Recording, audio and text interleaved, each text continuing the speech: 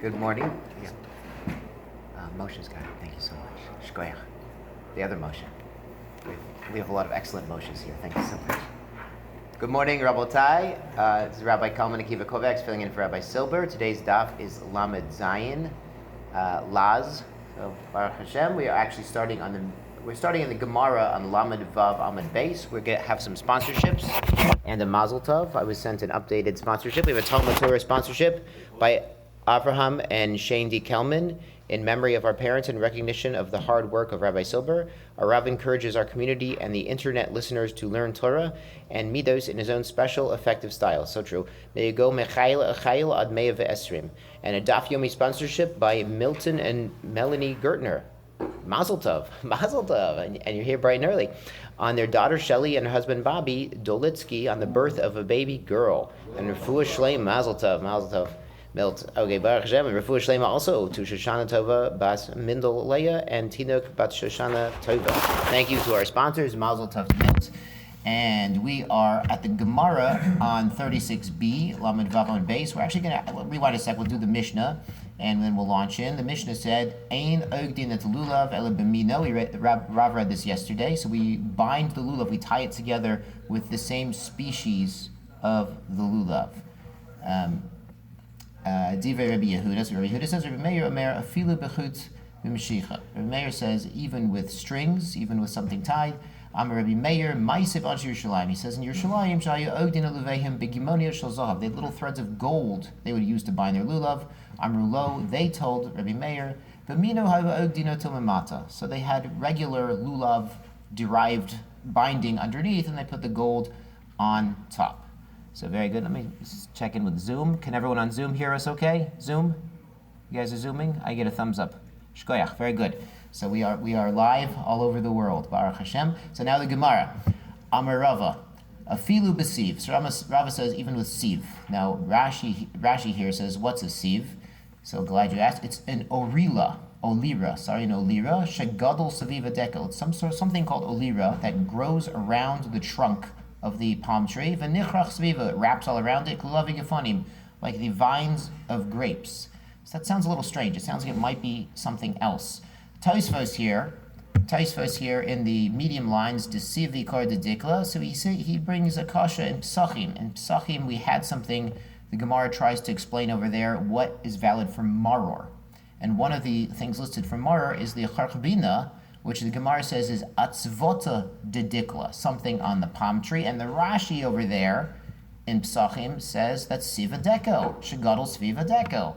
So Rashi over there says it's siva dekel, but over there in Psachim we're talking about what's kosher for maror. So that must be zerayim, because maror comes from plants. And over here we're going to see this siva dekel is an eitz. It's something from the tree itself. It's something from the palm tree. So Tosfos has a problem. He says, what do you mean? Siva dekel over there is a plant for maror. Over here, siva dekel is something to do with the palm tree. It's an etz. It's a kasha. So really, what is this siva dekel that Rashi's talking about here? If you look at palm trees closely, and sometimes you'll see these brown fibers, these like little hairs are coming out of the trunk, wrapping around the trunk. The siva dekel here that Rashi's talking about, it must be part of the tree. We're going to see later on. For Rabbi Yehuda, it has to be part of the tree. So the siva dekel is little brown hairs. So if you go down to South Carolina, you go to California, Israel, and you go inspect the palm trees, then you're going to see some of them have these sort of brown hairs growing out of the trunk itself. That's the siva dekel here. The Tosfos over there, he's talking, okay, over there they're talking about something else. It's some sort of vine that wraps up the tree. You should know in general, this is a klal gadol in Shas, is that Rashi is localized. Rashi is contextual. Rashi is trying to help you figure out what does the sugya mean right here. Whereas Tosfos, in comparison, for Tosfos, kol hashas inyan echad. Tosfos is universal. So what the Balei Tosfot do is if there's some sort of contradiction in the Gemaras, in the Rashis, they're going to go and they're going to work it out. Whereas Rashi is just trying to help you understand what's going on right here. Not that Rashi would disagree with Tosfos, that kol shas inyan echad, but Rashi's trying to help you right now on this daf, and Tosfos is trying to help you understand and smooth out all the bumps in Shas generally. So it's two approaches to life, Sinai and Oker Harim. So that's just a general claw with Rashi and Tosfos. So the sieve is something here growing out of the tree we're going to see. Afilu be'ikra dedikla, and also the ikr dedikla. Now, ikr usually means roots. Here we're going to see it means trunks, because we're going to be making boards out of this. So it's the actual the wood of the palm tree itself, the hearts of palm. Okay, what bracha do we make on hearts of palm? Okay, anyone for shahakol, raise your hands. Hearts of palm. You guys eat hearts of palm? Leif tamar. Okay, hearts of palm. Anyone say shahakol? Okay, good. Anyone say adama? I got a lot of adamas in the back, like 10, 12 adamas. Eights. Who says eights on hearts of palm? Wow. I got one of these. Shkoyach. Someone is very brave. You should know it's a machlokis. It's a machlokis achronim. It's a machlokis OU and star K. And the OU holds by Rav Beltsky Zatzal, who said we say adama on the palm tree because it's not a fruit. The hearts of palm is from the middle of the tree. It's like the soft wood in the middle of the tree. So he says it's not the ikr fruit, it's not the dates of a palm tree, it's the wood, it's the edible wood, so it's adama. Rabbi Heinemann Shlita says differently. He says the date palms that are planted for dates are a different species. Those aren't used for the hearts of palm at all. Those are used for the dates. You don't cut down a nice growing date tree for the hearts. The palm trees that are used for hearts of palm are planted davka to harvest the hearts of palm, and not for dates at all. And therefore, those trees, you would say brei priya eights on those hearts of palm from those trees. So shkoyach to the dasi achid in the back. Shkoyach, who admitted that you hold by star K. Star K says you can definitely say eights. If you said adama, you definitely yotze. If you say adama like OU, Baruch Hashem, it works. If you say shahakol, we're going to go back. You can do a chazara and brachas. But if you say adama, it's good. Like Rabbi Beltsky, like OU. If you say eights, it's good. Like Rabbi Heinemann. And since we're in Baltimore, you could definitely hold like star K. It's sort of like minhag makom. Actually, I have a friend who asked Rabbi Heinemann when we moved to town. He said, "Is there a minhag makom?" Rabbi Heinemann says, well, Baltimore used to be pretty yucky, but not entirely. But then the Hasidim moved in, and there's no minhag makom anymore. So it's so he was there's no minhag makom. But if you want to go like that, it's good. If you want to go like adama, it's good. Eights is good. So hearts of palm is a big sugya, and we're going to see. It's Baruch Hashem. It's good. So good. We're already 7 minutes in. We've covered exactly one line of Gemara. So very good. Amar Rava, my time with the Rabbi Yehuda. What's the reasoning of Rabbi Yehuda, who says you need the same species to wrap your lulav? Kesavar lulav tzarich eged. He says the lulav requires the binding. It's not good enough to hold the sticks, to hold the hadasim ravot and your lulav together. You have to actually tie them together, so they're mamish together. If you bring something else, some sort of a thread made of another plant, chamisha mine. So now you added a fifth element to this lulav, to your Hoshana bundle, and that's a problem. You only need four. Amarava mina lo the sieve ikra the dikla mina the lulavahu. So like we were saying before, how do we know this sieve, this vine-like growth, and the ikr, the trunk of the tree itself, are the same min as the lulav? You might have thought maybe you need mamash, the lulav leaves, the leaves itself to tie your lulav. No, you can even use some sort of thread or binding made from the trunk. Detanya, the Brisa says, Besukot teshvu. In Sukkot you will dwell. Sukkah shel kol davar. Divrei Meir. Rabbi Yehuda has an amazing shita. Rabbi Yehuda Omer, Ein sukkah noheget ele bedalid minim shebelulav. Says your sukkah can only be made from the same species as your lulav. Rashi says he's referring to the schach. So both say your schach would have to be lulav, hadasim, aravot, etrogim. You could have etrog schach. Now a lot of people have etrog for decoration. If you have extra, that's nice, beautiful. Hang it off the schach. We saw the first parak. If it's bottled, if it's close enough to the schach, not a problem, not an interruption. But Rabbi Yehuda says you have to have those as your schach. Adin noten, he brings a kal v'chomer. Rabbi Yehuda makes a kal v'chomer, a logical argument that it has to be so. Ma lulav she'ein noheg beleilot keviyamim. A lulav is only during the day. And really, we really bring it once in the day. We some people do before shul, during shul, during the Hallel. That's the only time we're really dealing with our lulav. Not all day usually, and it's only during day. It has to be those four species. Sukkah, sukkah, we have dinner in it, we sleep in it. It must be those four minim. And odin shalotahei elabarbat minim amrulos. They said back to Rabbi Yehuda, oh, you think that's a gishmaka kavachomer? They say kol din shatadan tchilato lachachmer. When your beginning is a chumrah, oh, you have to use davka these four species for your sukkah, sofa lahakel. But the ending is going to be mako. It's going to actually cause a problem here. Einodin, not a valid kavachomer. Turning over to the top of Lamed Zayin, they explain lo matzah arbad minim. What, a guy's trying to make a sukkah. and he doesn't have the arba minim. He lives in a climate where they don't have these things so much. Hey, yoshev a bottle, so you can't have a sukkah. Can't make a sukkah out of bamboo. A yid living in China, there's all this bamboo around, but there's not lulav. What's he going to do? He's not going to have a sukkah. But the Torah amra b'sukkah taishvu shivos yomim. The Torah tells you, live in a sukkah. Sukkah shel kol davar. So really the Chachamim say, your sukkah can be made of anything. And we saw, of course, in the first parak, it has to be gedulei karka and not mekabel tuma, can't be kli. Thank you, Moshe. Shkoyach. Baruch atah Adonai Eloheinu melech haolam shehakol niyeh b'dvaro. Yeah. We could have Bruch Machayim Eitim on that coffee, without Shem Machos, of course. So they say we can make your sukkah out of anything. V'ken be'ezra. Also in Ezra, now of course, Ezra is sometimes really referring to Sefer Nehemiah. There's all sorts of reasonings. Maybe it was political back 2,400 years ago, why Ezra and Nehemiah are sometimes lumped together, so we get the 24 books. And it's kind of the Ezra and Nehemiah, sort of that crossover between Nevi'im and Kesuvim.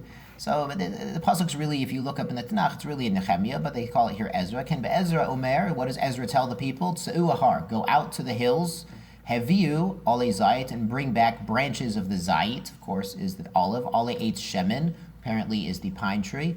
Ale hadas, our hadassim. Ale tamarim, that's our lulav. Ale eitz avot, and also our aravot. V'la'asot sukkot kekatuv, to make sukkot like the Torah tells you. So we see here that Ezra's telling them, you can bring pine trees and olive tree branches to make your sukkot. So we see it's not like Rabbi Yehuda. You could use other species. Rabbi Yehuda savar hani ledofnot. So those other species are not for the schach, but for the walls. Rabbi Yehuda would say you could use anything for the walls, but it has to be from the same arba minim for the schach. Of course, we know there's a famous medrash. We're all going to sit in a sukkah made of or leviatan. So or leviatan is definitely not no one's ever shaking a leviatan during Hallel. But so Rabbi Yehuda would say that's kosher as long as they have the arba minim on the roof. But so he says ale tamarim, ale eitz avot l'schach. He says the other things are for the walls, and the hadas and the tamarim, which is lulav, and the eitz avot is the schach. So it's done. But we have another proof that Rabbi Yehuda would hold that the trunk of the tree itself is valid for schach. We can make schach out of boards. Remember, this was famous sugya. How big are the boards before they cause a problem? Divi Rabbi Yehuda, al masiv ve'ikor dedikla minadilu lavahu shmamina. So we see that the trunk, that this sieve, remember these hairs, these things coming out of the palm tree itself, that's part of the palm tree, and you could tie your lulav with it. And from the trunk itself, if you made some sort of binding or rope out of the wood itself of the lulav, that's valid, because he says you can make schach. He says you need the arba minim to make schach, and you can make schach out of boards. So what are these boards? They're palm tree boards. He cuts down a palm tree, scoops out the heart and eats it. Eats the heart, and then he cuts the rest into boards and makes it for his sukkah. Shmamina, beautiful. Rabbi Yehuda arbad minim in midial chenilads. Rabbi Yehuda really truly tell us your schach must be from the 4 species and not anything else. Vatanya, there's another brisa. Succah b'nesarim shel erez. What if he used boards of erez? Now, erez typically we translate as cedar. Erez bal vanon yizge. Sheyesh behen daled tefachim, and they are 4 tefachim. Divrei kol pesulin. So 4 tefachim is too big. That's already too big to make board schach. Ein behen daled tefachim, but less than that, Rabbi Meir poses. Rabbi Meir doesn't like these boards. He likes 3 tefachim boards. Rabbi Yehuda machshir. Rabbi Yehuda says those boards are okay if they're less than 4 tefachim. Mode Rabbi Meir she'im yesh bein neser neser kimlo neser. If the gaps are the size of the boards, sheminiach p'sol b'neihem, you put other schach in between the boards. Kshay. Rabbi Meir allows these boards, but we're seeing that Rabbi Yehuda allows boards made of erez. My erez, the Gemara says, erez is actually hadas.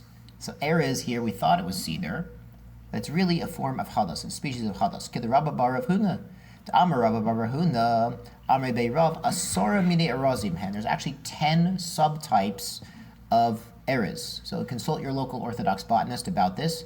But there's 10 meaning of erez. Shenemar, there's a pasuk in Yechezkel, in Yeshaya, sorry. There's a 10 b'midbar erez shita v'chadas v'eit shemin asim be'arava be'rosh tidchar ut asher yachdav. So that's 7 in the pasuk. They know from the surah 3 more count as razim. So this erez here is actually referring to a chadas. Rabbi Yehuda didn't object in that baraisa and say no, only 4 minim. So we see from Rabbi Yehuda, he says you have the daled minim for your schach, but anything else could be the wall. So when we all sit together in Sukkah Shleviatan, they'll probably put some lulavim in the corner for Rabbi Yehuda, and everyone else will be under the bamboo, something like this, and just to make everyone feel comfortable. We can welcome everybody into the Sukkah Shleviatan. Good. Rabbi Meir Omer Afilu b'Mashiach. Rabbi Meir says even with threads. Tanya Rabbi Meir Maisi b'Yakira Yerushalayim. So this, remember that, guys, the Mishnah we just read said Anshe Yerushalayim. It says Yakira Yerushalayim. We'll get back to that. Shahayu Odin at luluvehen b'Gimonia Shel Zahav. They would wrap golden strings around their lulav. Amrulo, they said to Rabbi Meir, Misham Raya, is that any proof? B'Minu Haya Odin atil mamata. Underneath those gold threads, they used the siva dekel, or they used the leaves of the lulav, made threads out of it, and they wrapped it like that, and they put gold on top. I've actually seen the Maisa, a couple of Moroccan guys do this. That's not real gold. Maybe it is real gold. I don't know. Maybe I don't know what their bank account. I don't know what their Bitcoin's at, but maybe they're using real gold. But it's interesting to say Yakira Yerushalayim. Rashi says the Nichbadim Veshirim. So the most respected and wealthy Jews in Yerushalayim would honor their lulav with the golden strings. Now it's interesting. They were rich. They could have put these golden strings on their clothing to respect themselves, but no. They put their wealth on their lulav, on their item of mitzvah, to show that their wealth was not being used for themselves, their own kavod, was being used for the kavod of Shemaim, the kavod of Hashem. And these were the most respected people in Yerushalayim. They were setting an example for everyone else. This is a reminder, when you want people to respect ruchniot, Torah and mitzvah, you have to respect it yourself. When you want your wife and children to have a kavod for coming to shul, you act mechubad in shul. When you want them to have kavod of Torah, you act dignified when you're learning Torah. You show it a chashivah, they show it a chashivah. This reminds us, last week we had the king paying the toll. Remember the king paying the toll? Just last week, or both like, and the servant's like, listen, all the money's yours. What do you want us to pay the toll? The king's going to pay the toll? He says, I'm setting an example. I'm leading through example. The only real leadership, the only real parenting is through example. And for the Yakir Yerushalayim, putting the gold in lulav, it worked. How do we know it worked? It's a preview of coming attractions. There's a Gemara on Mem Aleph, Amud Beis. And the Gemara, story time. So it's beautiful. I just got to find the thing first. Tanya, Rabbi Eliezer Bar Tzadok Omer, Kach Chaya Min Hogan Shel Anshe Yerushalayim. So the Yakira Yerushalayim, the Nichbadim and the Ashirim, they would put gold strings. This is Anshe Yerushalayim. This is the regular men of Yerushalayim. Adam Yotzim Beito, Lulav Biyado. He'd get up in the morning, lulav in hand. Cholach Lebeit Knesset, Lulav Biyado. Korei Kriyat Shema Mitpalo, Lulav Biyado. Now, is he really holding his lulav during Shemona Esrei? Maybe not. You're only supposed to hold the Siddur, Midadin. Maybe he has his lulav close by. His lulav is always with him. Korei B'Torah, Nosiat Kapav, Manicho Agabe Karka. So if he had to read from the Torah and he has to have the place, or he's a Kohen and he's duchening, he's saying Birkat Kohanim, then you have to put his lulav down. But then after shul, Holech L'Bakir Cholim, he goes to visit a sick person, Nachem Avelim, to console mourners. Lulav Biyado, he's bringing his lulav with him. So he's bringing his lulav everywhere he goes. Nichnas the Beit Midrash, Mishag lulav biyad benay biyad avde biyad shluchem. If he had to go to learn Torah, which requires full concentration, then he would send his lulav home. Micah Mashmalan, what does this teach us? Lahodiacha kama hayuzrizin b'mitzvot. This shows us how zaris were in mitzvot. What do? We bring our lulav to shul, and we say halal, and we shake it, and we put it down, and we go away. These Anshe Yerushalayim, the men of Yerushalayim, had such a love for the lulav, they would bring it everywhere they went. Unless they're going to the base medrash, they had to have full concentration on their Daf Yomi. So then they send their lulav home, so they don't forget it, because they're concentrating on the Torah. Other than that, they're bringing their lulav everywhere, because they were following the example of the Yakira Yerushalayim, who loved their lulav so much they put gold threads, dafka, on their lulav and not on themselves. So again, if you're nichbad, if you're respected by other people, you set the example, and they follow the example, and we see that the Anshe Yerushalayim, Rizrizim, they learned from the Yakira Yerushalayim. Beautiful. So it's a beautiful, beautiful thing to follow the example of Yerushalayim. You find actually, if you read the halachot of the Ben Yehoyada, Ben Ishchai, he often says, in Yerushalayim they do. He says, in Bavel we do this, but over in Yerushalayim they do that minhag, and that's beautiful. So often people look to Yerushalayim as a source for inspiration and education, elucidation, and it's a beautiful thing we should always be looking towards Yerushalayim. So Amar Lahu Rabba, we're back on Lamed Zayin now. The story time's over, guys. Amar Lahu Rava, Lahanhu Megodle Hoshana Devei Reish Galusa. So Rava said to the people who were binding together the Hoshana, which is the greenery for Sukkot, and he told them, Shiari be beit yad, leave over a beit yad, a handle, the size of a hand, so it'll be a tefach. Ki heichi delot kavei chatzitza, so your binding will be a chatzitza. So they're tying the hadasim ravot, the lulav together, and he says leave over an empty spot without tie, so you can put your hand there as a handle. Rava Mar Kolanota Einochotzis. Rava says it's not necessary because if it's for noi, if this wrapping is a decoration, again the gold string is on top of the lulav strings, if it's decoration, Einochotzis, it's not a chatzitza, so you wouldn't have to leave over a handle. Amar Rabba also says, Lo linkit inish Shoshana besudra, don't stuff your lulav into your Hoshana, meaning into the rest of the species, the aravot and the hadasim, dive'ina lekichatama. I'm getting ahead of myself. Sudara is a scarf. Don't hold it with a scarf. You need a lekichatama. You need a pure taking. You can't have a scarf in between your hand and your lulav. V'leika, you won't have this if you're holding it in a scarf. Rav Amar lekicha al yedei davar acher shma lekicha. He says grabbing it with something else is still called a lekicha. And he's going to get into this. Amar Rava, mina minallah, how do I know? That grabbing an item with the scarf with something else still works as a valid lekicha. That's known. There's a Mishnah, the Azov. Who knows what an Azov is? Hyssop. Beautiful. What do we do with a hyssop?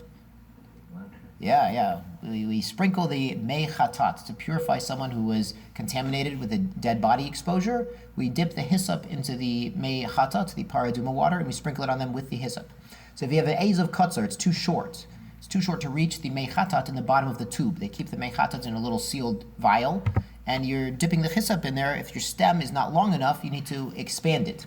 So misafko bechut v'chush. So you attach to it a thread or a spindle so you can reach the water in the bottom of your tube. V'tovil, and you dip the hyssop into the tube with your extender. Umale, and you bring it out. V'oches be'ezav, you hold the ezav itself, not the extender.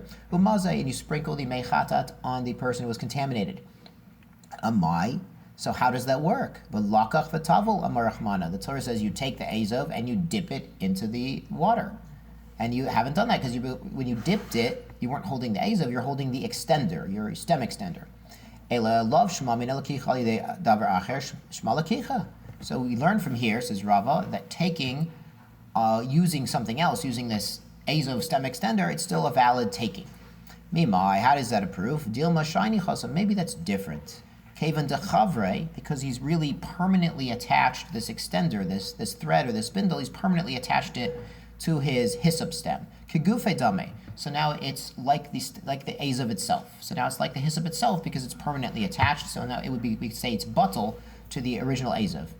So it wouldn't be a proof that using this extender to dip into the tube is valid. Proves that lekicha davar acher is a lekicha. So elamechacha. So here's another proof. Nafil mishoferet l'shoketz. What's going on? As Rashi explains, the ashes from the paraduma. After you burn the paraduma, you would take the ashes over and you'd place them into the water.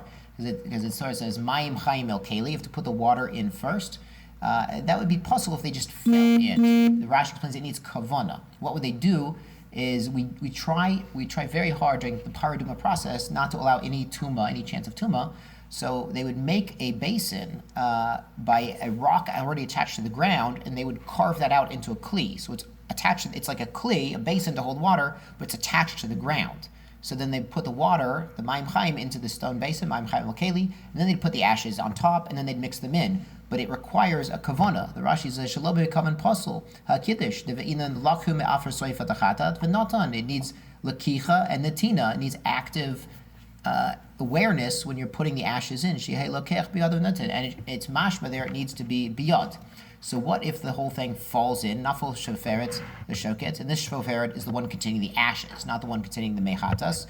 This is at the prior stage where we're actually being mekadesh the mechatas. We're mixing the ash with the water. If it just falls in, puzzle, top of on base, ha hipilu, if he threw it in, kosher. So if he threw in he had some sort of receptacle or some sort of tube that contained the ashes from paraduma. If he threw it into the water, it would be kosher as mashma. Only if it falls in its puzzle. Amai v'lachu v'natan. Amar Rachmana, the Torah says you have to take it, which is mashma, in your hand, and then place it, mashma, in your hand. So why does it work if you throw it into the tube? So Rava says we learn from here that taking al yedei something else is a taking, because the giving here, the giving the ashes into the water to prepare the mechatas, the paraduma liquid, is valid. Even if he didn't put the ash in his hand and then put it into the water, he threw the whole kli with the ash into the water. As long as he does it actively, it's still kosher. So this is actually this is a yesod. This lakicha al yedei acher uses the whole kli to put the ash in. That's valid, but it's something deeper than that, Rabbosai. Ashes by themselves are practically worthless. Paraduma ashes are the exception. Water is practically worthless. Okay, if you're not in the desert, I understand. Water is also practically worthless. You're taking two worthless things, ashes and water, combining them to make the most valuable liquid in the universe. That can affect tahara, can decontaminate someone who had contact with the dead body. So there's another level to this. That's a beautiful concept, but we all have ashes in our lives. We all have things that have gone wrong and burnt up. And it could be we had inspiration and motivation. We were getting to the Daf Yomi on time every morning. We were waking up with zrizut. We had a fire. But maybe it burned out over the course of the year. A lot of things going on. We get tired. We get burnt out. It becomes ashes. So maybe we had something beautiful in our life and it's burnt up. It's ashes. Now it's worthless. It's not whole anymore. It's only ashes. So what do? We have to take those ashes and combine them with water. What is water? It's wisdom, it's Torah, it's ruchniut. So we take the ashes, some things that went wrong in our lives, some things that in the past year we didn't work out, and now it's gone, it's worthless, it's ashes, it's not much, but we combine it again with our wisdom, with our inspiration, and it becomes something valuable. But we learn, even if it's done through a kli, it's still good, but it has to be done with dat, has to be mindful. And sometimes it's very painful, Rabotai, to think about our failures. But it's Elul. Elul is time to turn it around. It's time to turn the ship around. And even though it's painful to think of your failures and think of what went wrong and what was a beautiful fire, but now it's only worthless ashes, but we have to be mindful of that. That's the deeper message here. Be mindful of what went wrong. Learn the lessons. Get the inspiration to combine those worthless ashes with our waters of life, our inspiration, our ruchniut, our wisdom, and now we have something valuable again, and we can use it to be mitahar ourselves in Elul, in the Yamim Naraim, and we can go on with purity and reinvigorate our lives with this new creation. That we've combined worthless ashes with worthless water into something that's very valuable, but it can only be done mindfully. It can only be done with our awareness and our intellectual wisdom to apply our failure to turn it around to our success in the coming year, God willing. So that's our wisdom out of the daf here. So he says the Rav has proved. So therefore, if you had picked up your lulav with this holder, the little holder, it's got the aravos on one side and then the hadassim on one side, the lulav in the middle. So he says that's perfectly valid according to Rav. So beautiful. We can use those. Rav also says lodetz inish lulav b'hoshana. He says lo lodetz inish lulav b'hoshana. Don't shove your lulav into your hoshana. Hoshana refers to the whole bundle with the hadassim and the aravos. The dilma maybe not shrei tarfe. You're going to push off some loose leaves. Some leaves are going to fall off your hoshana from the aravot and the hadassim. Have chatzitza. So now those loose leaves that are in the bundle are going to be a chatzitza. When you pick it up, you're going to have these leaves that are detached. It's a problem. Rava amar min b'mino eino chotzitz. So Rava says lakicha al problem, and he also says min b'mino is not a problem. It's still valid. Amar Rava, and Rava says lo ligas inish lulavo behoshana. Once you've bundled your Hoshana together, don't cut the bottom of your lulav. If you find your lulav's too long, don't snip off the bottom. The mishtayir chutza, you're going to have leaves on the outside that are no longer attached to the middle. They're not longer attached to the tiomis, the shidra of the lulav, because he's cut off the bottom where all the leaves are together. So he has the leaves on the outside are still tied together, but now they're not attached to the lulav itself. Have chatzitza. So Rabba says a chatzitza. Rava amar min b'mino eino chatzitza. So Rabba says that's not a chatzitza bichlal. So the leaves of the lulav, even if they're detached from the shidra, with nabi chatzitza, it's min b'mino. You actually see the Sfardim don't use the holder. They take extra leaves of a lulav and tie them into a loop. So you're using the lulav leaves itself, not a chatzitza. It's min b'mino. You can mamish use the same leaves as your lulav to bind your hoshana, to bind all your minim together. Beautiful. Amar Rabba. So hold on. One thing first. This is going to remind us. This sugya min b'mino eino chatzitz. And lakicha al yedei avar acher, it reminds us of a famous Gemara in Pesachim. And if you remember, Pesachim wasn't that long ago.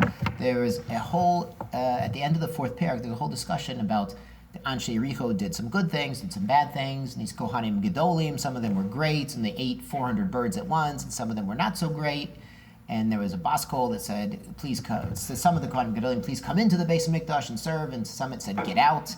And there was a famous Kohen Gadol who wore gloves. Remember this guy? Who remembers this guy? The Kohen Gadol wearing gloves. All right, story time. Here we go. I don't know if I'm going to put you guys to sleep or wake you guys up. It's beautiful. So this is Pesachim Nun Zayin, and it said, V'od Savcha Tz'u Mikon Yisachar Ish Kfar Barkai. It says, get out of the temple, Yisachar from Kfar Barkai. Why? Shemachabed Datzmo, he honored himself. Mechalel Kodesh Shemayim, but he was Mechalel, the offerings, the holy things to heaven. Why? To have a Karich Yadei B'Shirah, he would wrap his hands with silk. He would wear silk gloves to do the avoda, so he wouldn't get his hands dirty. Didn't want to get his hands dirty. You remember this guy? The Abi Devoda, he would wear gloves. He would wear silk gloves. What happened to him? Gemara explains all of it. It's an amazing story. So what actually happened to him? Amri Malka Mochasa, the king and the queen, famously Havayatve Malka. Amar Godya Yai. So the king says goats are yummier. Malchata Amra Imra Yai. She says no, I like sheep meat better. Amra Man Mechech. Who's going to prove who's right? Kohen Gadol. Let's ask the Kohen Gadol. He eats karbanos every day. He knows what's better, goats or sheep, because those are both using karbanos. Ata ihu. So he came in front of the king and queen. Achve bidei, and he sort of waved with his hand. He sort of scoffed. He was like, "Ah." It's like, "Of course I know." He was a little bit haughty. Remember, this is the Kohen Gadol who wears his silk gloves to do the avodas. It doesn't get dirty. So he was a little bit of a, we call him istidus, a little bit haughty, a little spoiled. He says, if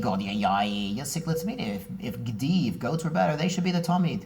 Amar Malka, so the king says, he doesn't have any respect for the king. He's like scoffing at the king, waving his hands. Nifskal Yamina, cut off his right hand. Yahiv Shochad, he gave a bribe to the royal hand cutter. That would be a really strange job to have, to be the royal hand cutter. Paschal Ismola, so he bribed the guy, he cut off the left instead of the right. Why? Because the avoda is only kosher with the right hand. He wanted to still do the avoda. Shama Malka, the king heard about this, Paschal Yamina, and had the royal hand cutter go back and do a 10-finger job on him. Amar Rav Yosef, Brich Rachmanas. Rav Yosef says an amazing thing. He says, blessed is Hashem, the Ashkalei Yisachar Ish Kfar Barkai, the Mifsai Minei Bahai Oma. He says, he's blessed as Hashem who punished Yisachar in this world. He got his punishment in this world because really he gets olam haba. He was really mostly righteous except for this problem, and he got punished for this problem.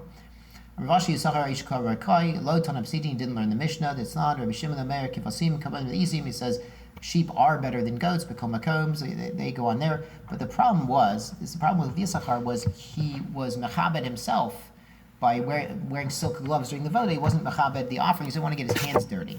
So again, Tosfos, the Shitasa Tosfos here on Amud Aleph, he says it's different here. When we talk about picking up your lulav with a holder, with this woven holder, or with a scarf, if it helps you, he says if it's for kavod of the lulav, it's kavod of the item. And your homework is to look at this Tosfos, Debe'ina Laki Chatama, Leika on Amud Aleph. That's your homework for tonight before you fall asleep.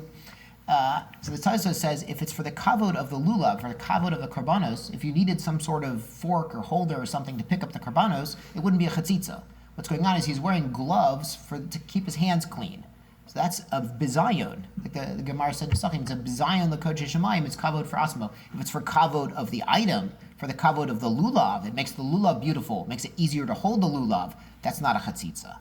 So if it's for the item itself, for the avoda, for the mitzvah itself, not going to be chatzitza, but if it's for your own use, to keep your hands clean, would be a chatzitza. So really, again, it depends on your mindfulness, on your intent. Am I trying to bring kavod for myself and keep my hands clean, or am I trying to bring kavod shemayim to hold my lulav in an easy and proper way so I can do the nanuim, I can do the avoda like Hashem wants. So that's the same action, but your intent does matter. Beautiful. Back to Amud Beis. Amar Rabba Hadas Shemitzvah Asur L'Riach Bo. The hadas in your Hoshana that you're using for your lulav, you can't smell it. Etrog Shemitzvah Mutar L'Riach Bo. But the etrog, you can smell it. My taima Hadas L'Reicha Kaya. Hadas is normally used for smelling. Ka'aksei Mereicha Aksei. When he makes it muksa, this is muksva l'mitzvah. Remember our Hilchos Shabbos. If you set something aside for mitzvah, it's muksa. It's only set aside for the mitzvah. So since chadas is normally smelled, when you set it aside to the mitzvah, you're no longer able to smell it because the normal purpose is smelling it. This reminds us when Bar Yochai came out of the cave, and they were setting things on fire, and it was a problem. And then they saw this man running right before Shabbos with a hadassim. He had 2 hadassim. What do you need 2 for? He says, Shamar v'zachar. And they're like, he gets it. He gets it. So that was a hadas. That the hadas saved the world from the anger of Bar Yochai and his son coming out of the cave. So hadassim are very important, we see. So when you set them aside for the mitzvah of your Hoshana, you can't smell it anymore. Etrog, dilachiakai, etrog, we eat them. Okay, some people do eat them, or you make them into liquor. That's also valid. Ki aksei mechila aksei. So once you've set it aside for the mitzvah, you can't eat it, but you could still smell it. Now the Shulchan Aruch says there's actually a suffix if we should make the bracha during the holiday of natan reach tov b'peirot. So the bracha on the smelling good fruit would be natan reach tov b'peirot. It puts a good smell in the peirot. But Tosfos brings us machlokes rishonim if you're supposed to make that bracha during the Chag. So he says we shouldn't smell the etrog on the Chag. Now I see some very concerned faces. The Mishnah Berurah says that's only during the time you're doing the mitzvah. So when you're saying Hallel and you're holding your lulav and your esrog together, don't say the bracha and smell your esrog. But when you take it home and you're just hanging out in your sukkah, go ahead, make the bracha and smell the esrog, says the Mishnah Berurah. The hadas is muksa, smell. It's okay, you have an esrog, it's all right. You have an esrog to smell. I mean, okay. You could also use deodorant, but the hadas after the holiday is valid to smell. But during the holiday, it's muksa from smelling. And Rabbi goes on, V'amar Rabba, hadas mechubar, mutter l'reach bo. A hadas attached to the ground is mutter to smell. Etrog b'mechubar, asr l'reach bo. But an etrog attached to the tree, it's asr to smell it. My time, why is this? Hadas el hareach kayi.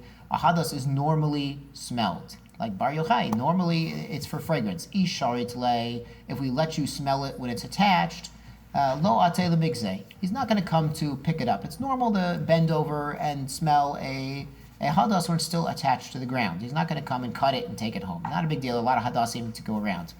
Etrog dilachiakai, but an etrog, you don't normally smell it. You normally eat it. Isharit le, if we let you go and smell it, ate lemigzeh, you might come and cut it. You might come and, Rashi, interestingly says, take a bite out of it. Taking a bite out of it would be considered cutting it. On Shabbos or Yontiv, would be considered kotzer. Even though taking a bite sounds like a strange way to do katsira.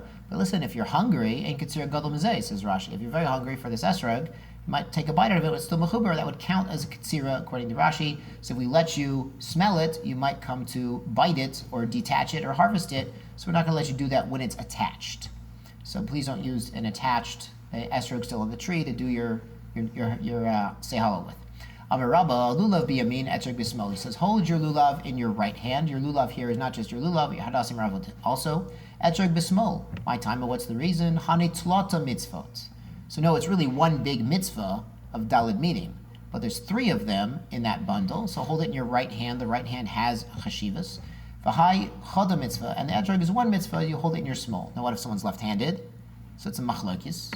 So Shulchan Aruch says a left-handed person should, even though lefties have rights, we say the left-handed person should do the same as the right-handed person and hold his lulav in the right hand, because here it's not a din like tefillin. By tefillin it says yad kecha. We learned it should go on the weaker arm. So the tefillin of a right-handed person on the left, the tefillin of a left-handed person on the right. But here, it's just because the right hand has chshivas. The right hand is hesed. We learn al pi yasod, yamincha Hashem, the ribakoach. So the right hand has a chshivas even for a left-handed person. So here, it's not a din like tefillin. So you should hold the species in your right hand if you are left-handed. However, there are some discussions, machlosim, about this. So if somebody does it in a left-handed fashion, we're not going to throw our esrogim at him. Amar le Rabbi Yirmiyah Rabbi Zrika, my tam lo mevrachinam ele al netilat lulav. We say the bracha shegit shar mitzvotav etzivano al netilat lulav. We don't say al netilat arba mini. We don't say al netilat lulav ve'etrog v'hadasim v'ravot. Why not? Ha'ol gevah mikulam, because it's the tallest. Okay. V'oligbei la'etrog. Why don't you raise your etrog up with your left hand, and then you're going to make the bracha on your etrog. Al netilat etrog levarech. Because in its min, as it's growing, the lulav is naturally taller than the rest of them. The other ones, okay, they're 2 tefachim, 3 tefachim. The lulav can be quite tall. So since it's naturally, it says the shear is also bigger. You need we're about to see we need a longer shear for your lulav itself than the other minim. So you see, there's a chashivas to the larger item, and we call it a lulav. What do people normally call it? So he saw in the Shas they call it Hoshana also when you buy them together because you use Hoshana with it. But we call it a lulav. That's sort of what people call it. Call it a lulav, and we make the bracha on the lulav. We hold the lulav in the right. The Mishnah says, Heichan hayu minanaim. Where do we do the shaking, the waving? Behodu l'Shem tachila v'sof. In the first and last Hodu l'Shem. Ube'ana Hashem Hoshiana. And in the Ana Hashem Hoshiana, Divrei Beis Hillel, Beis Shammai Omrim, Af be'ana Hashem Hatzlichana. He says, even during the Hatzlichana, not just Hoshiana. Am Rabbi Kiva, Sofe Hayiti b'Rabban Gamliel Yeshua. He says, we were in shul, we were saying Hallel on Sukkot, and I was watching Rabban Gamliel and Yeshua, the Gedolim of the generation. Shekol Am Hayu Menanim et Luluvehen. Everyone was waving their lulavs, all over the place. Hem lo nanu ele be'ana Hashem Hoshiana. And they were only doing nanuim during Ana Hashem Hoshiana. That's when they were doing nanuim. There's a taisvos here, and I got to sign this as homework also. This is very chashuv. We're going to say a couple things in the taisvos outside. The taisvos says, what's the reason of Beis Hillel? There's actually, so normally we would say Ana Hashem Hoshiana, Ana Hashem Hatzlichana, but why does he skip the Hatzlicha and only say Hoshia? Because there's a pasuk, Az Yirananu Atzei Hayar Milifnei Hashem Ki Valishpot Haaretz. So that's Yirananu Atzei Yar. Then the trees are shaking. Right after that it says Hodu L'Shem Kitov Ki L'Am Chasto. So the Hodu L'Shem Kitov, Beis Hillel says Az Yirananu Atzei Yar. It's put right next to each other in Tehillim and in Hallel. So we put them together. So beautiful. So the Beis Hillel has his reasoning, not like Beis Shammai.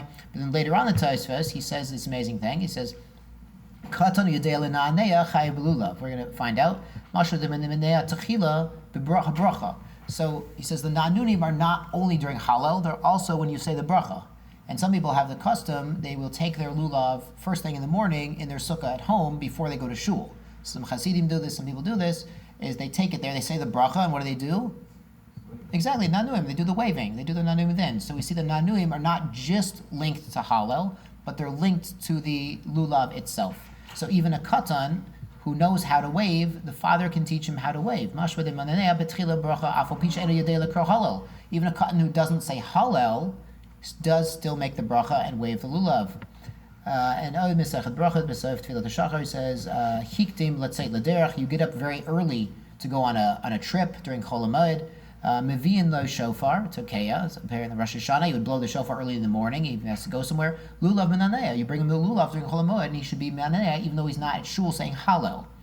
Megillah V'Koreh, and you can bring him the Megillah. He'll read it first thing in the morning before he has to go on his trip for a mitzvah, of course.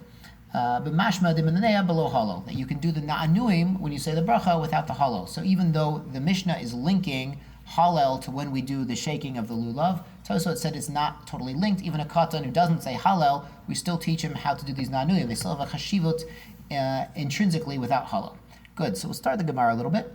Nanua mandachar shmei. Who mentioned Na'anuim? I mean, what are we talking about? We have to wave our lulav. Where are we getting that from? Chatam kai. It's the first Mishnah in our parak.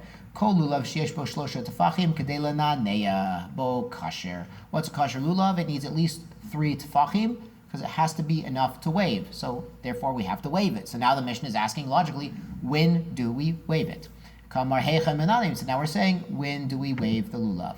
Snan chatam. The Mishnah teaches shtei alechem. Shnei kivsei atzeret, the 2 breads of Shavuos, and the 2 kivosim, the sheep of Atzeres. Ketzad, how do you do them? Because we wave them. The Torah has a mitzvah to wave these things. Meniach shtei alechem al gabei shtei kivosim. You put the breads on top of the sheep. Meniach yado tachtein. You put your hand under them. Umenif. And you wave it. Molich umevi, you put it out and bring it back. Mali morid, and you bring it up and down. So apparently, either these are small sheep or large kohanim, because they're mamish, they're putting their hand under the sheep and over the bread, and they're going back and forth and up and down with this sheep and bread combination. So you see, you should have this is the source for a sandwich. You put the bread on top of the meat, and then you wave it, you eat it. It's an open-faced sandwich, also kosher, also good. So beautiful. So go forward and back, up and down. Shenamar asher hunaf asher haram. That is waved and that is lifted. So Torah says you wave it, that's back and forth, and you lift it up and down. You bring it forward and backward for Hashem, that all the directions are His. So not just forward and backward, but also left and right. So now we see that we have 4 directions in the horizontal plane, Malay Murid, and up and down, Lemisha Shemaim V'aretz Shelo, because Shemaim is Shemaim Hashem, Aretz Natan Livnei Adam. So beautiful, now we have all 6 directions. B'Ma'arava, Matnuhachi, in Eretz Yisrael, they taught this. Amar Bechama Bar Ukva, Amar B'Yosi, Rabbi Chanina, Molich Mevi. Why do we bring it back and forth? Kedei la'atzor ruchot ra'ot. That we want to stop the bad winds. Ba'alei Murid, Kedei la'atzor tzlolim. Right, to stop bad dew. Dew can come from above, or dew condensation can come from below. So we go in all these directions to prevent poranot chas v'shalom from coming to the world. Amar Yosi Baravin, Vitem Rabbi Yosi Bar Zavila Zotomer. What does this tell us? Top of Lamed Ches, Shiari Mitzvah Me'akvin et Poranot. The leftovers of the mitzvah is not the Iker Mitzvah. The Iker Mitzvah would just be to wave it. But to go in all 6 directions with these kavanot, that it will hold back the bad winds, that it's for Hashem, that the Shemayim and Aretz and all the directions are His. These Shari Mitzvah, these deeper kavanot, these kind of mystical actions we're doing with the Lulav, they're Shari Mitzvah. They're not the real mitzvah itself, and a ma'akev, but it holds back paranot. So doing the mitzvah with all of these details and all of these kavanot and all these beautiful intentions can really help. That's what the Gemara is saying. It's not a segula if it's in the Gemara. Okay. So a lot of people believe in segula, and maybe not. I heard an interesting thing that there was a place that a rabbi went to, and the women were not dressed so tznius, and of course it's a halach and Shulchan Aruch. Certain aspects of tzniut is mefor halach and Shulchan Aruch. So he told them it's a segula to avoid ayin hara to wear the long sleeves. And the women said, "Oh, it's a segula." They took it very seriously after that. The halacha and the Shulchan Aruch maybe not, but a segula they took very seriously. Sometimes the Gemara gives a segula, but if it's a segula in the Gemara, you know it's real. You know it's badukum and say. You know it's going to work if it's a segula in the Gemara. So having these kavanot for the Shari Mitzvah, it does work. So that's a good trick to have up your sleeve. It's a segula. Oh, a segula. People take it very seriously. Shari Tanufa. Tanufa, this waving in all 6 directions, Shari Mitzvah, it's the leftovers of Mitzvah, the details of Mitzvah. Hiva, Utzeret Ruchot, Slaim Raim, and it holds back bad wind and bad dew. Amarava, Ken Belulav. We do with the Lulav the same thing we do with the sheep and the bread of Atzeret, of Shvuot. Rav Acha Bar Yaakov, Maitele. So he would bring his lulav and he would kind of poke it and stab it forward. When he was waving, he wasn't just going like this. He was like mamish poking with his lulav, poking to all directions. Amar dain gira be'ene desitna. This is my arrow in the eye of the satan. So he was very aggressive with his lulav, but the Gemara says, lav milsahi. Not recommended for everybody to do so. Mishum ta'ate legrebe. You're going to bother the satan. If you start poking around with your lulav, it's arrow in the eye of the satan. Satan says, hey, wait a second. And he's going to, God forbid, make the lulav hit a wall or something, and then you're going to bend your tiomes, you're going to bend your tip, have a crooked tip. So don't play games with this. Okay, shkoyach rabosai. I got a couple minutes to put your tefillin on, and we'll see you again tomorrow. Shkoyach.